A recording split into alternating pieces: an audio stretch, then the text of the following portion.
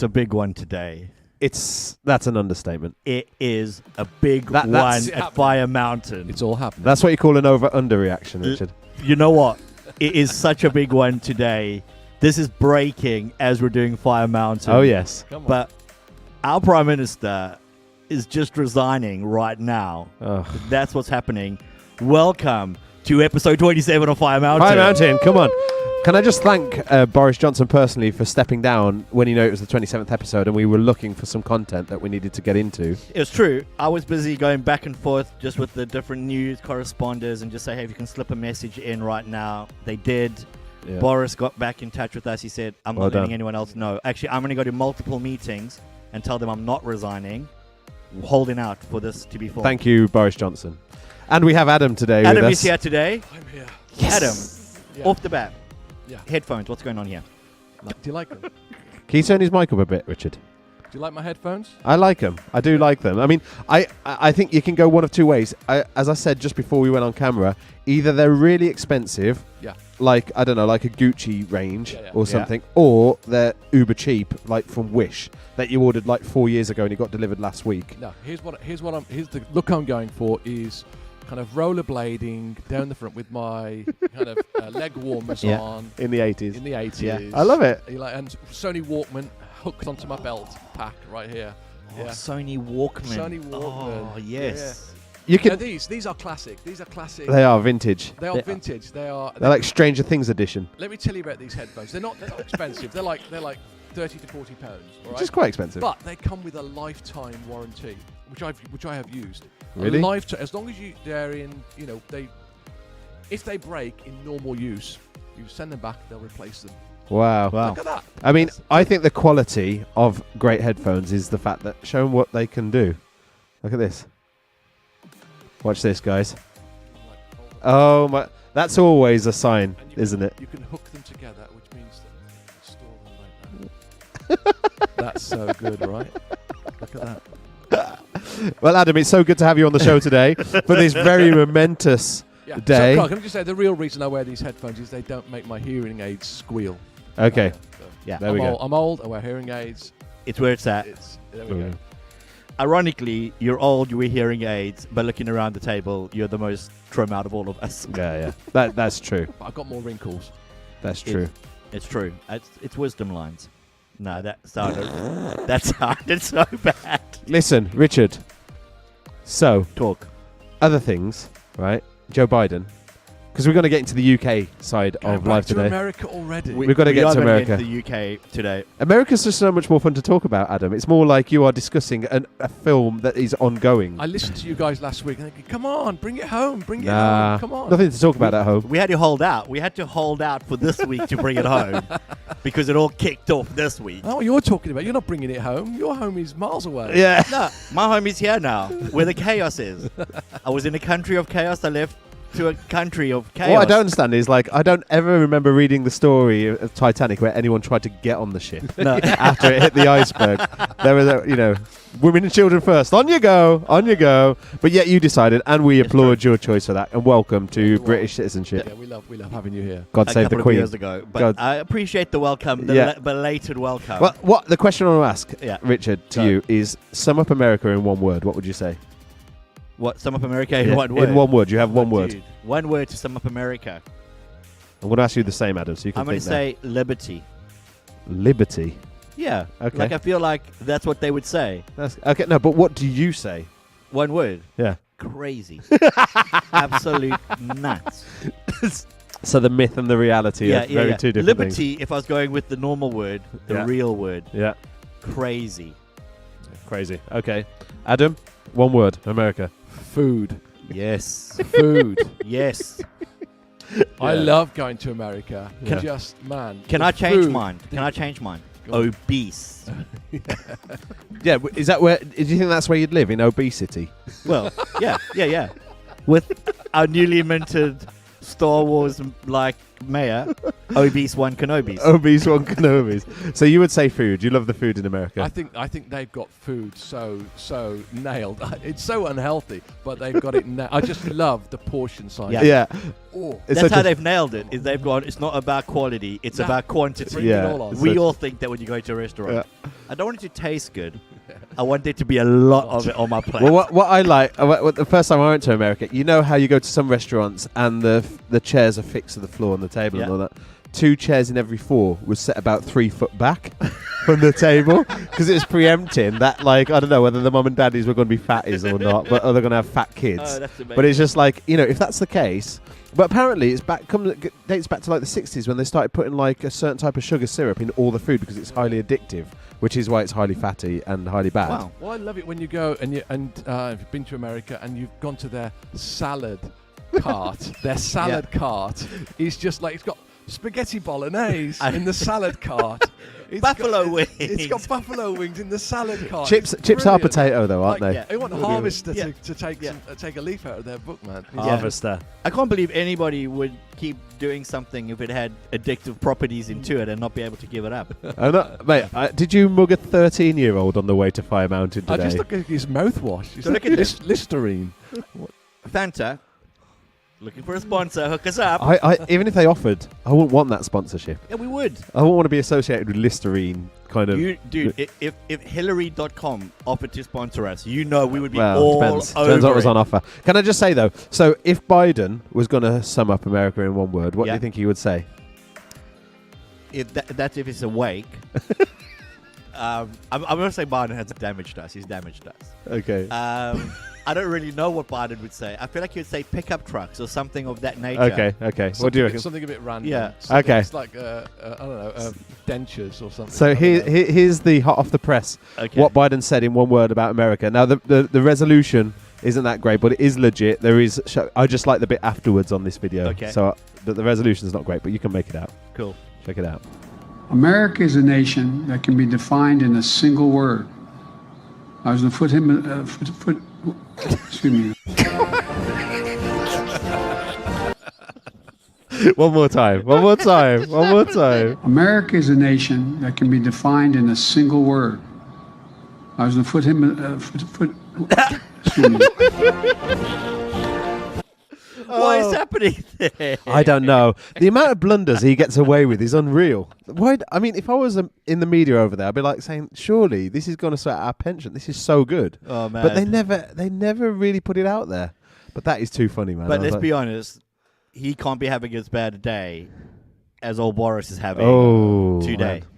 So we need to get into that. We do and need to I've get got into that. the perfect video Okay, that's that it. we've had before on Fire Mountain, but I'm playing it again Go on, just let's to have it. bring us in of a better time. Boris Johnson being scolded by his mom. Yeah. Just a better time. Thank you, Mr. Speaker. The COVID regulations impose significant restrictions on the freedoms of members of the public. They had a right to expect their Prime Minister to have read the rules, to understand the meaning of the rules, and indeed those around him to have done so too, and to set an example in following those rules. What the Gray report does show is that number 10 Downing Street was not observing the regulations they had imposed on members of the public. So either my right honourable friend had not read the rules, or didn't understand what they meant, and others around him, or they didn't think the rules applied to number 10. Which was it? I watched that.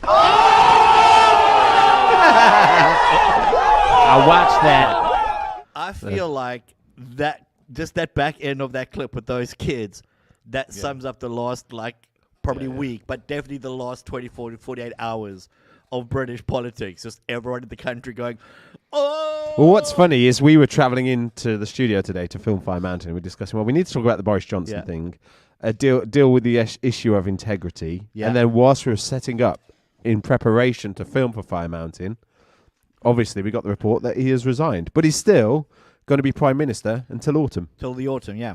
So he's resigned as Tory leader. You know what? This is interesting. Has anybody seen the new movie Elvis? No. It's a great. Heard good I things. watched the trailer for that last night, and I Yeah. thought, oh, I want to It's watch Baz that. Luhrmann. He's kind of quite stylized, but telling the story of his relationship with Colonel Tom Parker, who wasn't really a colonel, and the fact that this guy, Tom Parker, his agent, was just ripping him off, and a number of times showed in the film, he's trying to get rid of him. He's trying to sack him.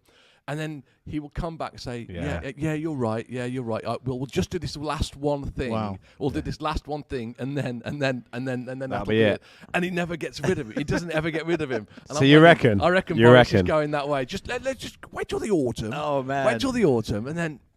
Well, we're divided on this issue. So though. let's pitch it around the table, Yeah. okay? Just for clarity, so we Yeah. can all put where we're at. Yeah. 2 questions. Yeah.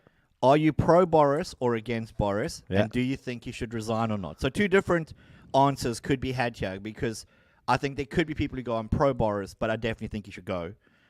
Or people who go, I'm against Boris. And do you want our genuine views, or do you want our Fire Mountain more extreme No, you're views gen- in you're order just- to propagate Dude, a good old dialogue? Yeah, because that's how this has been working for so long. That's what's We've been happened. holding back on our genuine views. That's just what's to happened. You've got to keep your cards close to your Yeah. chest, haven't you? Yeah. You don't want to put too much out there. Did you watch the conspiracy episode, dude? It is all out there. Every little. That's never tiny coming bit, back. dude. You're never pulling that back. That is amazing. Okay, so my view on Boris Johnson, 100% think when it came to COVID was the right person to take the country through COVID, because he did not give one about anybody. Yeah. As a prime minister, absolutely not. I think he should have been ousted. Man, Partygate. He should have been kicked out and he should have been gone. So that's kind of my view on where it is. So I'm actually quite pleased with what's going on, but wish that August was tomorrow. I mean, the autumn was tomorrow. Yeah. So that's me. Hit it out, Dom. Okay, so my feel Shall I on go it is- next? I mean, I'm Okay, probably go, going to be a go. little less polarized, Okay, right? go. Yeah, let's do Adam, and then we'll go down. Let's do Adam, and then we'll go We'll to the make crazy our way one. across the spectrum, Yeah, just- all right, and then we'll end up over here somewhere. Yeah, I mean, I like Boris. I would keep him. I just feel like he does have to go, Okay. and I hate the fact that he has to go. I don't like the fact that he has to go, Cool. but I think he does. Okay. I think too many people are resigning from his cabinet now. There isn't anyone left. There's nobody left. But I feel like he's been a victim of just media pressure and I hate the media. And do you? Oh, I'm surprised. That's very I'm surprising. surprised you say that. You've Oh. never voiced that view before. And I know Liars. people will disagree with me, but I feel like people's opinions of him are based on what this stuff we've been sold, actually. And the moment you put anybody under a microscope, nobody's going to stand up to that kind of scrutiny. Anyway, so I think he has to go. Don't say nobody. Who when we were setting up, Hillary, someone I said got about you, the, boo. oh no, I'm not going Don't there. even go.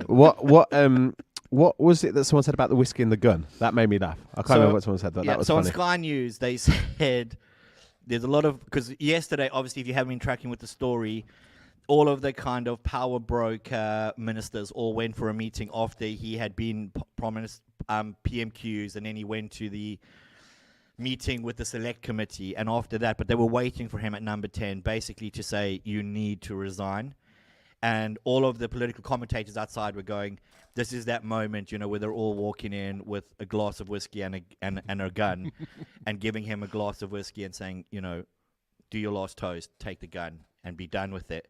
And then when he fired Michael Gove, they said what he did is he drank the whiskey, turned around and shot Michael. Yeah, which no one's sad about. No, that was a curveball yesterday. No one saw it coming. No what one were you saw saying? that That coming. there's a new health secretary in post for like 36 The hours. education, Oh, is it? education minister who took the job 36 hours ago resigned this morning. So that was a long tenure in that post. The newly elected chancellor, who was, and this is interesting because this will bring us on to a conversation around integrity, who in the morning was on TV saying, I have full confidence in Boris Johnson. He has integrity. That afternoon, One meeting later, was in number 10 telling him to resign, Yeah, bringing him actually, to I this bet- morning where he's written a public letter saying the 1 Prime hour Minister later. must go. So that's weird to me. Dom, do you want to just quickly pitch where you are? Because we'll all be shocked. On tenterhooks, We'll all be shocked to find out where you're standing. so I don't want him to go. I want him to What? stay in post. Yeah, I do. I do. I what I've separated out, I think, in recent weeks on Fire Mountain is this idea that, like, for the sake of the office of Prime Minister, he probably needs to go. But I think for my own personal kind of what I would want, my own personal values, which is odd to say when you're talking about someone who is obviously esteemed as a hypocrite. And I'll tell you why I don't want him to go. It's not because I love Boris Johnson, although I don't despise him. It would be because I think that with him in leadership, there's a number of things that aren't going to happen. I.e., for example, like another lockdown, i.e. those sorts of measures, because he has no currency in the bucket now to take the country back into some heavy measure, because there would just be revolution on the streets because he obviously didn't uphold the initial lockdown restrictions. So is what you're saying, your support of Boris Johnson now is because basically as long as he's in charge, anarchy will rule the day. Well, I don't Is think this where anarchy we're will at? rule. I think liberty will rule. Isn't that what anarchists call anarchy? Yeah. Really often confused, haven't you found that, Adam? Anarchy and liberty, Yeah. it's interchangeable. I mean, what really. is undeniable about Boris Johnson? He's a career politician, isn't he? He's a career politician, so he knows how to play the game. He knows how to turn a message. He knows how to duck and dive, and which is, what kind of politicians do. Yeah. And dodge the shots and throw other people under the bus and lobby and get their way. So I think maybe this isn't the end of him. I think, like you say, like, could there be another kind of... although I think that the best way would not be for him to resign. I think I was reading this morning, and I don't know the information really well, so obviously, that there's obviously he can't be up for re-election in the party for another 12 months because he just won the last one not long ago. But there is a loophole in the system which meant they could have forced another election within the party, a vote of no confidence. And I would prefer it to go that way rather than him just bow to the pressure The of other struggle people with the resigning. vote of no confidence is he doesn't have to leave because of that, which creates a constitutional crisis because it means the Queen then has the authority to look and go, there's no longer any confidence in your ability to govern, and then she can dissolve Off with your head. the government. Okay. But nobody actually knows constitutionally if the Queen can do that. Historically, and historical law means she can, but So constitutionally... if they had don't know. another election within the party and he loses, he's not then mandated to step out of his role. So if he... Normally, if you lose the confidence vote, it means you can no longer govern because you have nobody willing to work with you. You basically lose all your power. And so this is the problem. Everybody's been talking about it this morning. The whole of the Prime Minister's power brokerage is based around them doing the honourable thing. Okay. There aren't actually any practical mechanisms in place to look and go, we're just going to easily remove you. They're reliant on the person being really honourable and going, for the good of the country, this is what I'm going to do. Okay. Until you get somebody potentially who goes, sack that, Yeah. I'm doing the opposite. Yes. Which is kind of what Boris has done and played down. Well, I was listening to something interesting, something from the Tony Blair era, where he talks about addressing the issue of terrorism, and not just terrorism itself, but the cause of terrorism.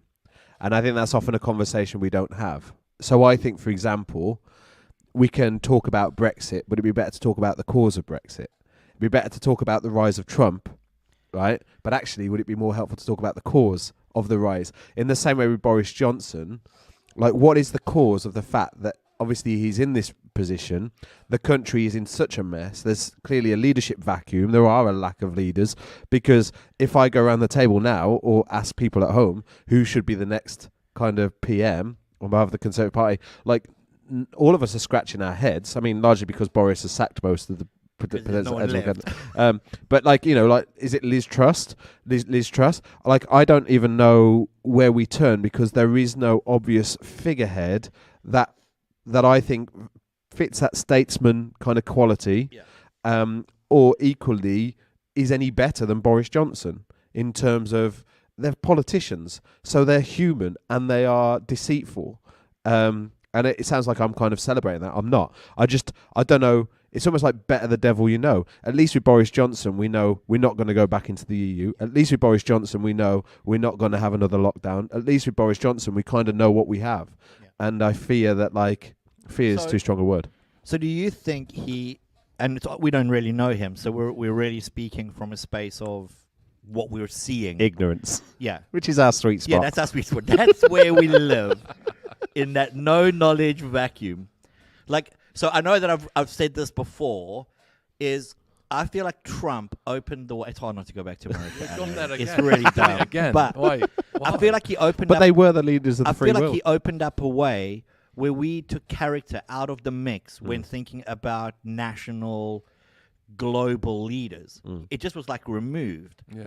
And I feel like we're like reaping that now. Yeah. Like, it doesn't feel like the stuff getting leveled against Boris now It's is nothing not to do with policy. policy, yeah, that's it's right. to do with character. It's Yeah. like who you actually are is problematic. But isn't this a problem in just society in general, isn't it? We all like to look down on people. We all like to think, oh, they have a worse character than me, and it makes us feel better about Yeah. ourselves. And that's really what's happened. They like to know that, oh, this person, this Boris Johnson, nope, you're right. Nobody seems to have an issue with policies, or very few issues with his policies. It's just about his character. But you shine the light on yourself, and the same issues. Like who didn't do a single thing wrong during lockdown? Yeah, right. You. Yeah. Who didn't? Yeah. There was a lockdown. What is this lockdown you speak of? What masks? I just feel like it's so hypocritical. Yeah. Always. And we live in a society that's just full of hypocrisy. Do you think, though, Adam, I totally get what you're saying. Do you think that there's a measure where we have to go, we expect more, though? Even though it may be at a societal level, that's what we do. When it comes to the Prime Minister of our country, we should be expecting a much higher standard, a much higher bar. Why? Why would we do that? Why would we expect another human being, just because of his position, to have any better character than you or me, or anybody else, any Joe in the street? I just think, why would we expect that? Are you already I'm genuinely? asking. Are you genuinely I'm asking? asking, why I thought it would- was a rhetorical question. I was like, I can see. I mean, there is a sense that as people of faith, as Jesus followers, then there should be a difference, right? Yes. We've been talking about in the whole series that we're in at the moment on fruit of the Spirit. There should Yeah. be a difference. But people who aren't Jesus followers, why would we expect yes, them to behave in any kind of yes, moral, Jesus-centered way? yes. And if that case, then surely policy is what we should be looking at. Where do you draw? I mean, I'm kind of on your corner, but I'm just asking, where do you draw the line? Yeah, I there? know. It's a good, I don't know. Because if there isn't a line, if actually we don't expect more, then are we happy to expect less? Yeah, no. So it's a difficult one, isn't it? Yeah, it is. But I think definitely the word that we were banning around in setup was integrity. Yeah. In the Bible, it talks about leaders being above reproach, which means that you should be able to take a fine comb to their life. This is speaking about spiritual leaders, elders of the church. Take a fine comb to their life and be hard pressed to find anything that would compromise their claim of leadership. And I think that actually the Prime Minister and the Cabinet and MPs, obviously it's a physical office in a physical kingdom, but the Bible also says that they're appointed by God. These leaders appointed over us for our good and our benefit. So I think that we should have a threshold of expectation, but we shouldn't be surprised when they fall off that pedestal that we put them on. And I don't think we should throw them under the bus, because I kind of feel like the scripture also says, according to the measure you use will be used against you. This idea, and that's not speaking of this karma Buddhist idea that do good or get hurt, but rather we have to be really mindful not to throw someone under the bus before we assess our own lives and assess the plank in our own eye kind of scenario. Do you think, though, because I understand I understand both of your views, we're not talking about things that have been revealed as time has gone on and they've been running things. Like, people knew coming in, this is what it was going to be like. What do you mean? People coming into the cabinet? So people, new when they appointments? voted for Boris Johnson, Oh, I see. nearly every warning that politicians put out about why people Yeah. shouldn't is what's exactly working out now. Yeah. They've gone, the end point of all of this is going to be what's happening Yeah. here. It feels to me like it's looking at something and kind of going, we see all of these problems, but we'll Well- go with it anyway. And then I think integrity got tied into common speak in your mind, as if you do that, you have integrity. Well, no, it doesn't. It just means you can be a jack, like, I don't know, what's the nice word? Jackleg. Where are you going with it? Jackleg. You can be Jackleg. a jackleg. I didn't You- know you what can- we could you say. could I don't be know a- what's going to get us kicked off YouTube. And I was going one way in my head and thought, can I say that word? So I went the other way. But- Jeremy Hunt is the new word. yeah, Jeremy Hunt. But it feels like, and then we've said, well, you speak your mind. Oh, you're plain spoken. Oh, you just say whatever's in your head. You have integrity, as if that's integrity. No, because then if that was the case, then Donald Trump would be the most integrous of us all. Is that Yes. a word? I don't know. Have the most integrity, more integrity, because he spoke what was in his head. Yeah, And And delivered. yeah. Yeah, delivered everything we're reaping now. Well, you know, when we talk about the cause of these things, which I think speaks to some of this as well, about this idea of at what point did we as society become okay with poor character? yeah, And I think, honestly, I would say the cause of it is social media. I can't think of anything else that has been so destructive to Western civilization than social media, in the sense that social media Hold on. Yeah, go on.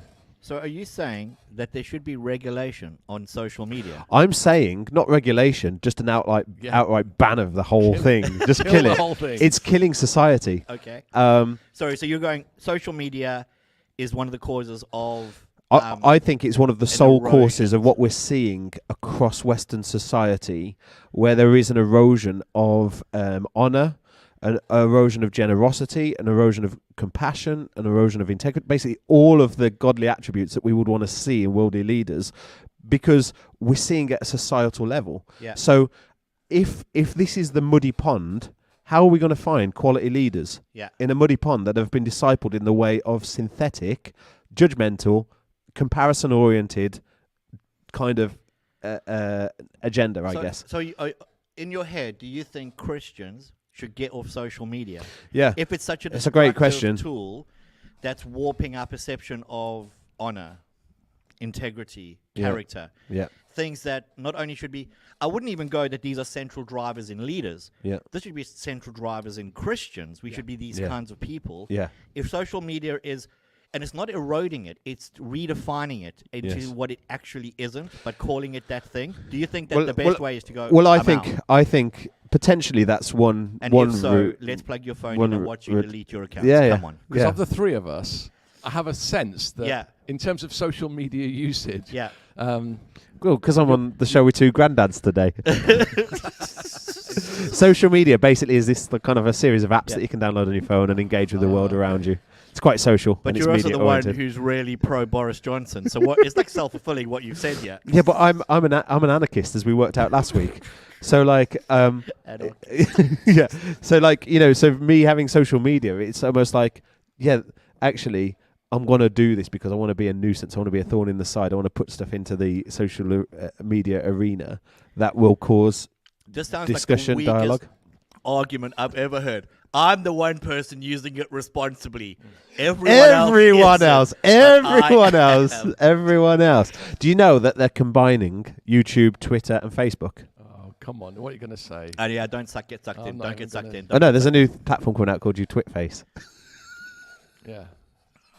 No, but all that said, Isn't that Truth Social, actually Truth Media? Social, Isn't that Truth? the new, Isn't that- the new Trump social media platform. I think that's quite good. That's good. It's really cool. Instead of like making friends, you build walls. It's really good. Anyways, yeah, they've got pinned the tail on the Hillary. I got you, boo. But yeah, I think that social media is a challenging one because obviously it's the right of a free society to be able to engage in free speech in any way. But what it is undeniably producing is a virtue signalling platform, which means that as long as you look right, it doesn't matter if you are right. So it's virtue signalling in such a way, like all these multi-million pound corporations putting a rainbow flag on their favicon over June. You know, actually, that's the extent of their investment into championing gay pride or whatever, and beyond that, because it's only a signal. Yeah. There is nothing under it. There is no aggressive agenda for the most part to try and, I don't know, champion and lobby gay rights. So can you connect the dots? Because, like, going from what you're saying right now about the, being virtuous, all that kind of stuff, to our acceptance of deficit within leaders, let's say. Connect those dots. How does that? So I mean, if I take it to my Boris home, Johnson, which feels polar opposite to the very thing you're saying. Well, I would say, like, I guess what I'm trying to decode is the superficiality of society right now. So let me take it to a domestic situation because it's easier maybe for me to explain. I've got a son who loves football. You're welcome, Louise, because I know that this is the part of Fire Mountain you enjoy the most. Well, this is more to do with parenting, right? which parenting is kind of like raising a mini civilization, a very small civilization, right? On a micro level. On a micro level, but it not does a democratic translate. civilization, because no one voted the rule is in. No, but that's true. I'm there by right. I'm like the Putin of my household. It's a micro dictatorship. Yeah. Just call me Putin.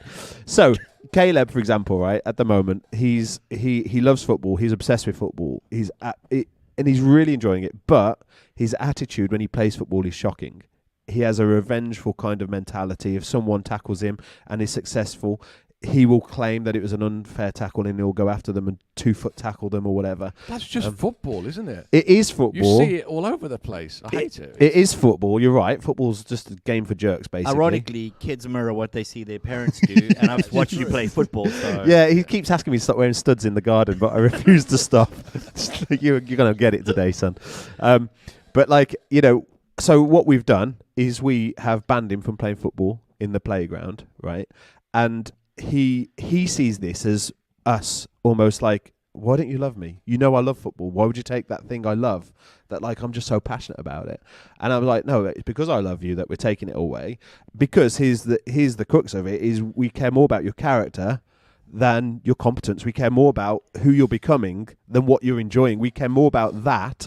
And it's harder work to build that into people. Much harder work. That is good parenting right there, Dom. You reckon? Yeah, I do. All right. Have you actually done that? Promise you, yeah. That is good. Yeah. I'm for that. And by that measure, we should be taking away your social media. Well, what I'm saying is that Caleb, obviously growing up as, I don't know what he is officially. He's not a Gen Z. I don't know what comes after Gen Z.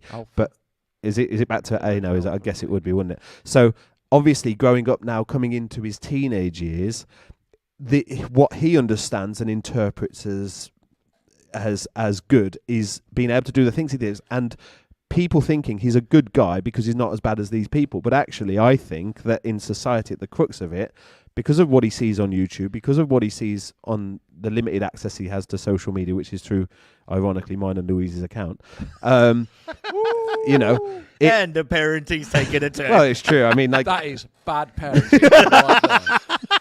And it doesn't get any social media time, but obviously, if I find a funny video, I'll show it to him. But ultimately, he's growing up in a society that champions coolness over character, that champions competence over character, that champions your ability to kind of just like, I don't know what the word would be, like hustle. It's not even competence, though. It's markability over character. Opinion over truth. Because you don't have to. You don't have to be competent in something. You just have to be able to be marketable. Yeah. That's true. So in school, for example, his teachers would say, he's a great lad, he's a credit to you, all this kind of stuff. But we can see the gaps, we can see the deficit, and then it's our duty to kind of build that in. So we have to outlaw the very thing he loves for his own benefit and for his future. And I expect, before you did that, did you give him like an ultimatum? Did you say, if this doesn't stop by such and such, then... basically, over the last 5 years. Okay. Every time he strops when he loses in the garden, because he can't lose. He cannot lose football. It sounds like I'm being harsh on him.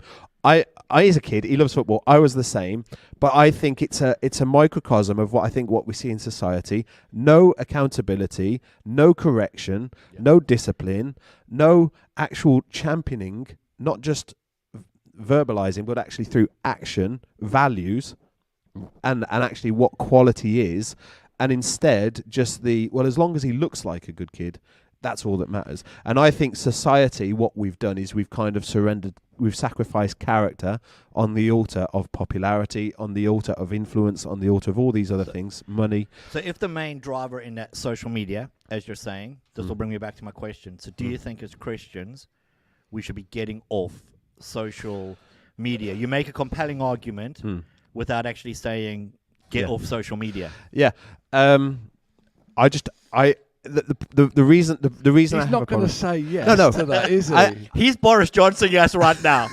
Yeah, I'll go in the autumn, Yeah, 2027. We should get rid of social media next year. I was going to do it, but the China virus came, and now I can't do it. Monkeypox. Monkeypox now. So no, I don't think we should come off social media. So I think it needs Your Christians. your It needs entire- Christians' voices in there. your entire kind of, do you honestly think you can reform social media in that way? And it's not just going to have a detrimental effect in the run on people engaging in it. We're talking at one of the most like monetized, like you know what I mean? Like it's there's so much money around taking advantage of you through social media. The amount of money pushed into just working out how to attract you, how to put a message. Yeah, I in know. across. It's Do you highly really addictive. think that it's going to flip around, or is it better to actually go? The biggest protest is if a whole block of people stood outside of it and then commented on society from the outside. Can I tell into you? it. Can I really I totally understand, and I realize that it sounds like my argument is totally hollow because I'm saying all of this is bad, but yet stay on it. Yeah, but you're not having as bad day as Boris Johnson, so you're okay. But the problem is like, social media is like a cesspool of toxicity, Yeah. toxic ideas, toxic dialogue, toxic trolling, all this kind of stuff, right? And if you like, it's a digital version of society. So if I was to kind of make a parallel, it'd be like saying church should come out of society and into a little commune. And hopefully, by us exiting out of the cities, it will send a message that this is really bad. But it won't. All it will do is it will compound the badness. It's not real, though. It's not real. Like, I know social it's not. media, Social media isn't real. There's nothing about it that's real, surely. No, Or I'd no, have to no, assume but that, that's where you're that wrong. it is real. That's where you're wrong. But even the community is 'Cause not real. Of course, it's not real, but I'd say 70% of the people who use it think it is real. Yeah, but So it is real Does to that them. make it real? No, But this would be like going, well, we live in a society where 70% of the people think that there are fairies who live in the clouds. So as Christians, we need to make sure we're in a conversation about fairies living in the clouds, because that's where we'd go, it's just not real. yeah. So that all that we can do is say to those people, it's not real. Like, there's no fairies in the clouds. Yeah, but You're it's engaging in something that's not real. no, but that is I think that is the modern day mission field. This is Ephesus of 2022. This is a city, if you like. Whether obviously it's synthetic, it's fake, but most people live most of their time in that space. It's a mission field. Now, what I would say is get your kids off it. I would say that, but I'd say if you are strong in your faith and you feel that you can be an ambassador for Christ in those spaces, then you should do it. And like, you know, I'm not saying I only use social media to bring a political message or a biblical message, because I put silly stuff on there too. I'm not going to lie, but ultimately, I would put stuff that is like a fly in the ointment. I would put stuff that is a bit like a spanner in the works, but because it's only going to speak to the very few people I have any influence over. You know, the very few people who follow me. But I don't. I think to that end, for some people I'll be a nuisance. For other people I'll be a breath of fresh air. But actually, all it is it's just trying to pierce the consciousness of those who live in that in that world. I know it's not real. I just wonder whether that's even possible. You know, talk about throwing a spanner in the works. Doesn't 80% of the people who put anything on social media think they're putting a spanner in the works? You know, it's Maybe. all polarizing. It's all extreme. It's all, if I say this, I'm going to get a response. People are after a response. So people say anything.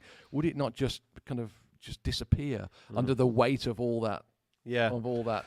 I guess hype? for me, like one of my big tactics in social media, outside of the silly videos I do, would be like every time the government I think does something good, I repost that, as an article and then put my own commentary around it. So, for example, government have just made it law for any new public buildings to be built that they must have a male and a female toilet, that they're not going to go down the unisex route, right? Now, for many people on social media who would be more ideologically swinging to the left, that's a real Richard's setback. crowd. Richard's crowd, yeah. Team Hillary. The woke crowd. The woke crowd. Would be fighting that, would be saying that this is anti-trans or transphobic. I put that into the sphere and say this is a brilliant thing for women, because it is a brilliant thing for women. And now, I'd like to see this extended into secondary schools. Like, if we recognise, and that will be the next step. What's I that? think secondary schools already have girls and boys toilets, don't No, they? no, not most Do they of them. not? No, they have unisex toilets. I didn't know that. It's a scary world, Adam. Like, basically, any new school buildings that are built. So, obviously, public buildings that are going to be built now will go back to male and female. But any schools that have had any work done in recent times, they've gone to unisex toilets. I didn't know that. But I don't know whether they will address those ones that fall through the gap in terms of the ones that have already been done that way. But, like, for example, we went and looked at a local school for Caleb, and one of the things that put us off straight away was there was no boys or girls toilets. It was just, and we thought, that's a weird thing. Like, for a teenage girl to have to go into a cubicle next to a guy, like, it's not right. It's not, in my opinion, it's not safe and it's not fair. No. But anyways, that to say, as an example, I like the idea of being able to raise people's attention towards something as a win for us as a nation. Now, obviously, that will be polarizing for some, but ultimately, I don't mind the heat I get from that. Equally, if there's a win with regards to an abortion term being reduced, post that, celebrate that. But it's not. I don't want to pretend And I'm then only doing. Do you that feel like then, in the same way, you're then propping up the machine that's really potentially destroying the fabric? Because this would be like going, I'm going to keep buying crack from the crack dealer so I can talk to the crack dealer about Jesus. yeah. Like, yeah. that's what I feel like Yeah, it's fair. you're saying. Yeah. It feels like, no, you want to say, I'm not going to buy crack from the crack dealer, and I'm going to tell other crackheads who are coming to the crack dealer, Yeah. stop doing the crack. It's Yeah. bad for you. But Get isn't off there a the crack. isn't there like an example? Jesus obviously was always pulled up for eating with tax collectors and sinners, befriending the people who he shouldn't be befriending, going into their world, and not necessarily saying stop being a tax collector. It wasn't necessarily saying, it doesn't tell us that he was saying those things. And in a way, you could have looked at him and said, "Oh, he's just propping up this system that he's misused to make us all poor. He's destroying society, or he's supporting the people that destroy society." And that's where he ministered, right? He doesn't become the tax collector. He's not going around saying, "Adam, can I get your taxes so I can talk to you about the badness of the taxes?" Yeah, and he's going to the tax collector. I think that's right. I agree. Who is collecting and stopping. Surely, like, the onus is not. If anything, for change in society, you should be lobbying for tighter either governmental controls of social media, or for the eradication of social media, or for the splintering of social media. You should be trying to get into the spaces, like, I don't know how, like with Elon Musk, to go, dude, Twitter is fundamentally bad for society because of what it's doing, and actually go, how do we collapse the system? Not how do we enter into the system to hopefully poke the system a little bit? I guess it's whether you have any belief that the system can go, and I don't think it will. The system's here to stay. It's just the new world. It's part of the new world. If the system couldn't go, do you think Christians should then stand outside of the system or not? I feel like it's a weird place to go, well, it's really bad. It's corrupting everything. It's even corrupting our fundamental things. Yeah, but it's hard. It's hard because, but like, we'll just stay in it. I know what you're saying, but I'm not saying social media is a sin. Do you know what I mean? I'm not saying that it's sinful to be in that space. I'm just saying it's unhelpful for society. So it's the difference between saying we should never go into the pub or we should drink responsibly when we go into the pub. Like, it's not saying that this is a sin and it's at odds with, like, God's heart, and therefore by being here I'm adding to the problem, but rather it's saying there's a real fine line. There is a fine line we have to walk, and how much we feed, for, like, how much we contribute and how much we feed, we really have to measure that. But ultimately, I think that by part of our responsibility as parents, I think, is to definitely shield our children from social media. But then there's another level, I think, as they get older, to help them manage social media well, because it otherwise we may as well just build a commune out in Litchit and Do you not feel like that cut off from is- society. Don't you feel it's a strange place to be? And I don't want to come across like I don't want to come like, oh, I hate social media, boo boo boo. But it feels like I'm going to protect my kids from alcohol, and then at some point I need to try and help them to be really responsible. Yeah, no, that's with right. Alcohol, I think that's right. Yeah. like, I would go don't with you that. find a disconnect in what you're saying? No, because I would say Like- that's right. But at 17, it's not right. But at 18, it's going to be okay. As if within that space of frame, it's all sorted out now. No, but At what measure can your child, if adults can't actually practically measure these things, what we saying? Like, is it not better to go, actually, these things are, if the pub, which I think there could be an argument made, and I have no statistics on it. Welcome to Fire Mountain. what your idea that you're about to offload But is at not least undergirded by data. 80% of people that I've never spoken to in my life and have never read a stat about, if there was a drive that actually pubs were normalizing like binge drinking, alcoholism, we wouldn't look and go, well, we need to try and hopefully help our kids engage better responsibly into that. We would be going, how do we put a stop to this thing? No, I don't know that I will. So you would carry on if we knew there was a direct link between pubs producing crazy binge drinking, really promoting all of this recklessness. You would go, well, I just want to get my kid to be able to be responsible in that environment. Yeah, I think probably I guess, and again, this is not a fully thought through thought, and Welcome to Fire I Mountain. don't normally speak not that, anyway, here we go. My wife gets so frustrated because I don't speak. I don't know that we're called to speak so much into systems as to speak into individuals. And so when Dom starts to talk about his work with his son Caleb, I think that's the way forward. I think we are called to pull individuals up. I don't know that we're called to pull systems down, actually.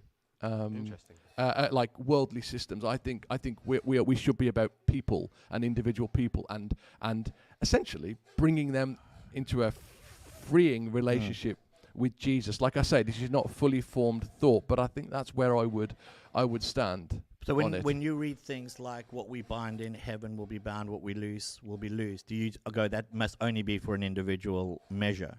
Because I would read that and go, I feel like there's a systemic, like a much larger system, like overarching. We need to recognize these spiritual forces at play within our society, and we need to be bringing those down, because the church is the only one who can. We're the only one who possess the power to actually actively go after these systems and bring them down. Do you think we do and- possess that power? Yeah, I do. Yeah, so in reality, I do think that. So this is always the ironic thing, is I think if all Christians across the world, let's go to our favorite country, the one we speak about all the time, America. Mm-hmm. If all of the Christians banded together, all of the Christians, and with one unified voice made a decision, And said, like, we're not going to download Disney Plus anymore. they or will change. They would change the whole nature of what works out. The fact that the church can't stand in that unified way weakens the power base across the way. The fact that there are so many polarized issues just across faith, but I think the church as a whole, when it stood together, can begin to do real powerful system shifts within society, because ultimately society is about the money, and if you stop the flow of the money, you're there. I think what we're called to is different to that, though. I think we're called to something far more powerful, which is to change individual lives on a epic, eternal scale. And I think by going after systems, what you'll actually end up doing is polarizing half your people you're trying to win, half the people you're trying to be an example of Jesus to, And whereas if we can, I just sound so cliche, but I'm going to say it. If we can do what Jesus said, which is to love people in the way that I have loved you, which is just sacrifice. So yeah, I'm going to sacrifice. Does this travel with the social media thing? I'm trying to make it fit into that. I'm gonna be on, even though I don't like social media, even though I feel like this is bringing sight to that. I am going to be on social media, and I'm going to speak into it, and I'm going to speak truth into it, and I feel like there is a win in that. There is a win in that, and Yeah, I mean, I would. like I say, this it's is not hard- it's fully hard to- formed in my it's, head. It's hard to argue against, because I do believe in the transformative power of the individual, and that is what Jesus wants us to do.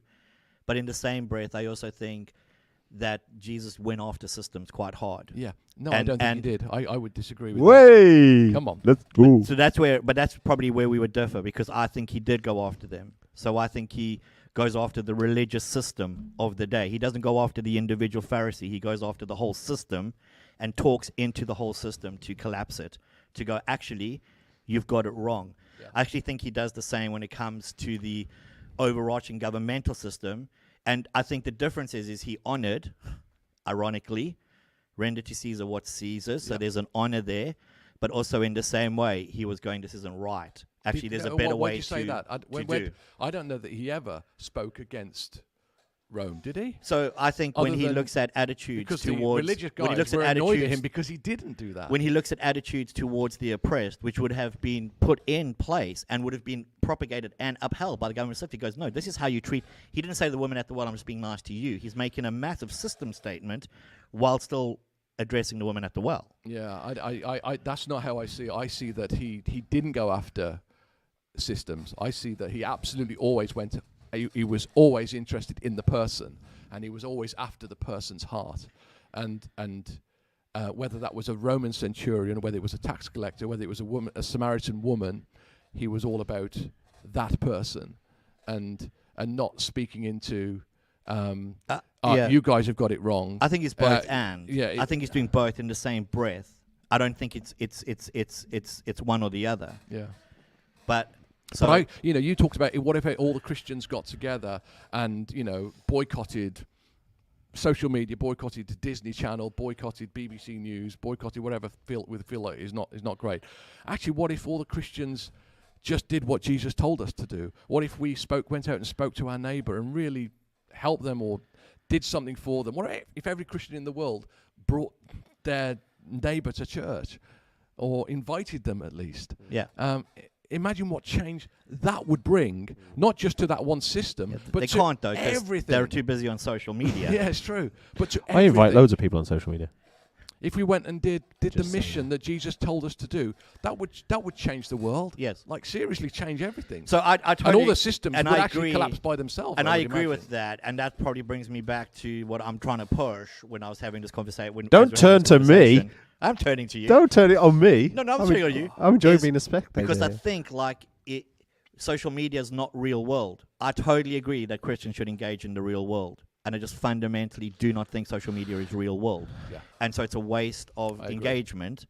And at that point, if it is causing all of this massive upheaval, surely Christians need to get back into the real world and start to talk integrity, start to talk honor. It's funny. Can I just add something to what you said? You may, I was Adam, talking 'cause with it's I an was talking to my agreement. wife yesterday, actually having a chat with my wife about this yesterday, and I was saying how sorry, I'm going to sound. That's fine. I'm Just ignore it. going to sound like such a bad Christian right now. I can't wait to hear what comes out your mouth. I was saying let's to her, go. there's this church that I have seen on Instagram that I know this church, and on Instagram this church looks amazing. Like all the things that they post, all the things that there's somebody kneeling on the stage in an act of worship. They're showing all these events, all these prayer meetings. They're having this great worship night. This church just looks fantastic. And I said, it's fake. it's all a front, you know. And she said, well, maybe it's aspirational. Maybe they're presenting who they want to become. I think, yeah, but it's not real.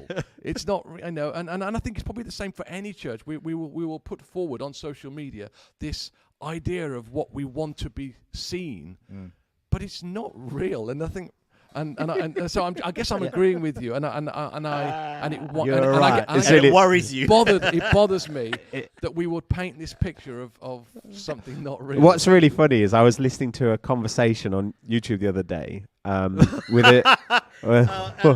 What? We've literally just social media. YouTube's not social media. YouTube's just the new TV, dude.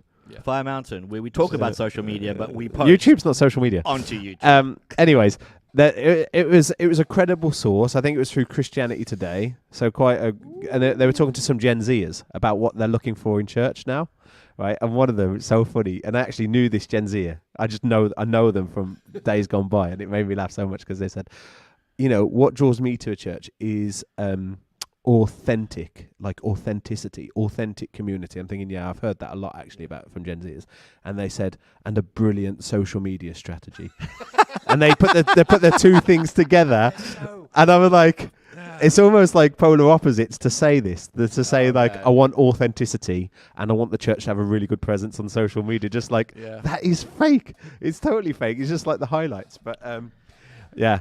I guess coming back to, I guess it's a really interesting conversation with regards to how is a Christian supposed to bring revolution to society? Are they supposed to bring revolution? Can you look on Instagram and just see how they would answer this question? Well, I already know because I'm on there so much. Yeah, but ultimately, I think that I think Jesus is opposed to systems, but I think that many systems, but I think that it's because the systems are spiritual, aren't they? At their heart, they're spiritual. So, for example, we fight against principalities and powers. Principalities and powers speaks of a very highly organized, strategic kingdom that is seeking to undermine godly values and all sorts of family, all this sorts of stuff, right? And these demonic principalities and powers, right, that I believe the church have been called to bring down and demolish those strongholds for sure. They exist in many spaces. They exist in the arena of family, but they also exist in the arena of social media.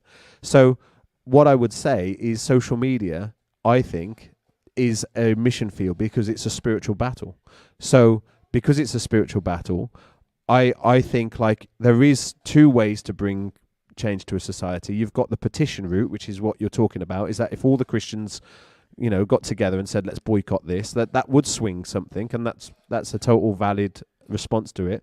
But also it's almost like a revival conversation as well, isn't it? It's this idea of like through prayer, through fasting, we shift things in the spirit, we move things.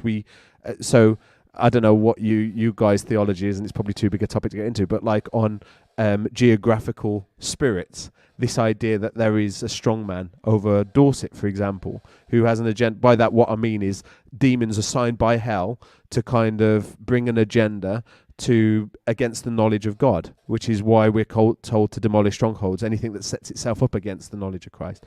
And because I think that is going to exist, I believe that there's also a strong man of social media as well that needs to come down. So I don't mind whether if a Christian decides, I just need to come off it, praise the Lord, let's do that.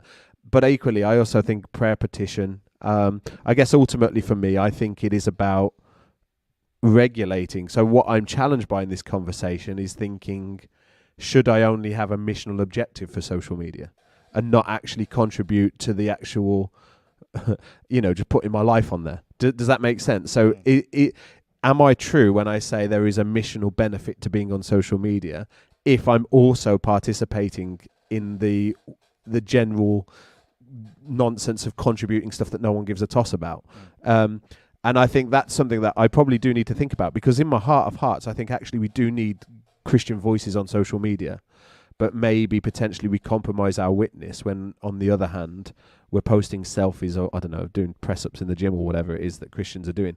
So I think, food for thought. But I certainly think, I do think it's not an either or, because I think systems are set up against the kingdom of God. but the motivation is the one in the system, isn't it? So the motivation is the person. So we don't go war against the system because we're against the government. That's not what we're about. We're war against the system because we see that there are captives in Egypt that need to be liberated. And I think that's part of the challenge. And I think it comes back to that leadership conversation as well. Because I think there's a lack of good Christian leaders as well, good lack of church leaders who are quality, who are steadfast, who are intentional. And I think we're seeing that also in society, a lack of political leaders, a lack of even sporting leaders. There's just a drought of quality leaders in society. Why do you think that is? It's a good question. I think that social media, it speaks to you thinking, how has social media contribute to the lack of leaders? I just think everything bad in society, you're going to social media. Well, maybe I'm wrong. But let's just keep it going. Oh, can I say two things? Because I've got some videos I need to get out. I think social media, the creation of social media and the erosion of family, I think would really speak to people's ability to carry burden. Yeah. Leadership is about burden bearing. Yeah. It's about looking past your own moment and saying, I need to do this for the next generation. And there's a lack of that mentality. And I think that family really builds that. So, going back to my domestic situation, what I'm building into Caleb is a sense of ownership. He's got to own his response to he's got to own his reactions. He's got to own all these things. And inadvertently, I'm not trying to build him into a leader, but that's a leadership quality, to take responsibility for yourself. And I think you've got loads of leaders trying to take responsibility for others because they want influence, but they're not taking responsibility for themselves. They're not, owning their own walk. And I think that I think it's that superficiality. I mean, there's loads of things, isn't there, that's wrong. But I think that also the way the media treats leadership, why would anyone aspire to leadership? Because, you're hung out to dry as soon as you're sworn in. It's a weird thing. Just everyone turns against you. So it's not I think that's why in Romans, Paul says, what does he say? To basically, what did he say? Make the burden of leadership easier for your leaders. Yeah. Like, make it a joy, not a burden. And I think most of the time we like making it a burden for people. And I think that's the irony of the modern leadership, is the very platforms that leaders nowadays are getting attracted to are also going to be the very platforms that are going to pull them down. For sure. If your character isn't infinitely bigger than that platform, you're scuppered on it. The character has to be so much bigger than the platform to be able to hold the platform. Yeah.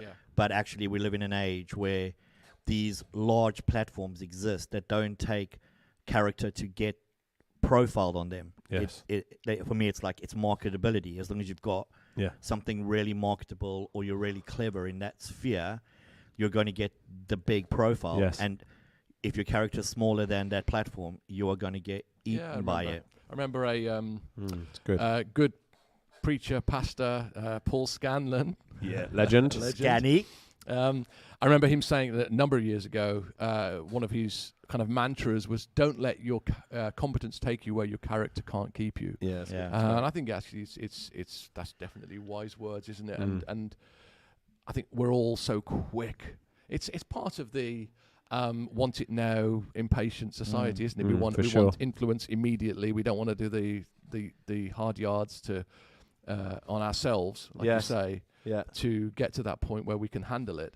Yes. We just want to, I don't know. So there was an interesting, one of the older politicians was getting interviewed this morning, and they were asking him, what do you think one of the fundamental struggles is with where Boris Johnson sits right now? And he turned around and he said, it feels like there's no older statesman anymore who can walk in to number 10, sit next to him and say, hey, this is what you need to do now. Yeah.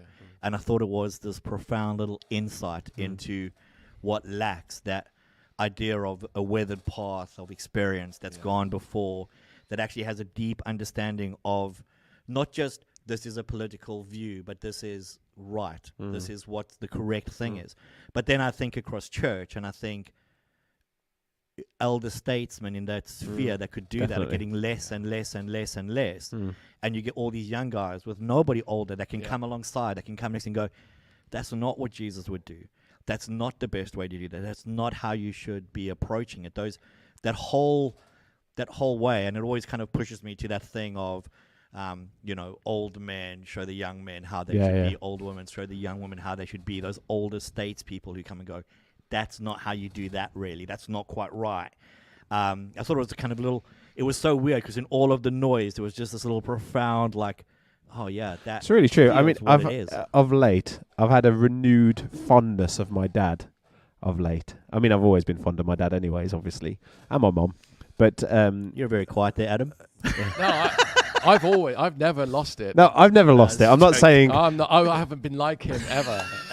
yeah, because he'll watch this. And that's why Adam's the favorite. Yeah, no, he was really doing my head in, but I like him again now. No, I've obviously always been fond of my dad, but I think in recent days, what I'm finding is that, like you say, the lack. There's when people get older, they generally lose sight of the next generation. They become more cantankerous, and they become more obsessed about their own preferences, about their own stylistic desires, all of these things that speak to church on a Sunday, but also the shape of ministry. So we've had a lot of relatively good older people, but actually they haven't had the depth of character to kind of just serve where's required. Do you know what I mean? Like in the sense of retired pastors who want to preach lots, or and I was just thinking about my dad, how he serves faithfully at church all the time in the car park. And Richard, you've often said that the person in the car park needs the gift of martyrdom because they're like literally out there in the cold, in the rain, and often still the last one to come into the room when worship starts and all this kind of stuff. And I think it's that kind of quality of servitude that I think is lacking. And I think what's really cool is obviously my dad preached at Ferndown a couple of weeks ago. I listened to the message, really good stuff. And the message was great. But actually the thing that inspired me the most, I thought, he hasn't preached for years, and yet he's willing to move from this to that seamlessly, humbly. Yeah. And I think, like you say, we need more people coming as they get older, understanding that actually how they support and how they help actually is a strengthening quality to the next generation. I actually find that so inspiring for me personally to go, it's less about what happens up front here. It's less about that. Yeah. It's about the stuff that nobody sees. It's the stuff that who I am when no one's looking. That's what one of the definitions of integrity, isn't it? I don't know who came up with that, but who I am when no one's looking. It's that, and I think, like you say, I think, speaking of Boris Johnson, I think just in the society, quality older godly people who are willing to kind of, I don't know, just constantly champion character over everything else. It's so weird because I think experience, when people get more experienced at something and mature in it, actually they become more humble. It seems to go hand in hand. And then what happens is they want to pass it on. There is something about when you meet people who are real experts, really experienced in something, they don't come across as like, I know it all. They really come across as like, how do I give you what I know so you can be better than this? And that's just gone. It's like gone. And you're like, when you find it, it's treasure. When it feels like it should be commonplace. And the other side of that should be like the exception where you're like, what are you like? What's happening right now? It feels that isn't the case. Well, I would definitely vote for my dad for Prime Minister. Yeah, I would too. Definitely. I should say, I was talking actually. I love him too much. Actually, we were talking in a small group last night about it and how Prime Minister. Yeah. Or your dad. My dad, Yeah. He wasn't there. They had a group discussion. I'm always at. I'm not blowing my own trumpet here, but I'm always at Ferndown first in the morning, just setting up. My parents are always second. Yeah, every week when they're around, they're always there second. And they're getting old. Setting up the cafe. They are. Mum's 80 this Amazing. week. Next week. Thanks for the reminder. This week. Yeah, it didn't come up on my social media feed. I didn't know that it was happening. It's real world. But they are amazing. They are. Yeah, they are our, I would say, go as far as that they are two of our best servants in the church. Yeah, for sure. Okay. And by extension, then they've obviously raised two giants here, haven't they? Two quality people, which shows the importance of godly parenting, good family values. Yeah. Thank you very much. Okay, so to pull this session together. Great stock here, great stock. Quick from each of you, obviously, who knows what's going to happen in the next couple of weeks, but new Prime Minister will be coming in at some point, assumed now. No, they won't. Well, who knows? Obviously, what we want to do is we want to anchor it. as Christians, what is the best response we can do now going forward? So all the chaos has happened over the last couple of days, last couple of weeks. Boris has finally. Is this time for us to kind of go out and gloat? We can say prayers are given. Hey. Prayers are given. Prayer Or- can't be an yeah, answer because pray- prayers are given. Yeah, praying for our leaders. We know that we say that often. So I just want to put that out there. we say that often. So prayer is a given. We don't need to worry about kind of going down that route. Well, do pray. I'm not saying don't pray. Go down the route, but your answer can't go down the route. Yeah. That's What good. do you think is the best response now that Christians can have in their worlds? So, as they're engaging with other people in these conversations, as some are going to be celebrating, some are going to be down. Like, what is the best way to do it? I'm going to jump onto you first, Dom, and give Adam some more time to think because we don't mind throwing you under the bus. Yeah, so I think the best thing that we can do is speak well of people. I think to look for the things we can honour. And that's why on social media I've taken the intentional decision to not just go, or to never go, this government are losers, what on earth are they doing? But rather, yay, well done government, this is awesome, praise God for this. This is a great moment. So I think the way we speak actually is one of our greatest witnesses. So I think rather than speak Boris Johnson down now, I think like you did earlier, Richard, which I think was helpful, is you kind of honoured the contribution he made during the pandemic and lockdown and how actually he was the right leader for that moment. And yeah, things have gone squiffy, but now obviously they're getting resolved. But I think ultimately honour the leaders, so through the way we speak. So let's not participate in the gossip, in the bitching, in the slander. Let's just not do it. That would be my thought on that. Cool. Adam? No, I think we should gloat. No,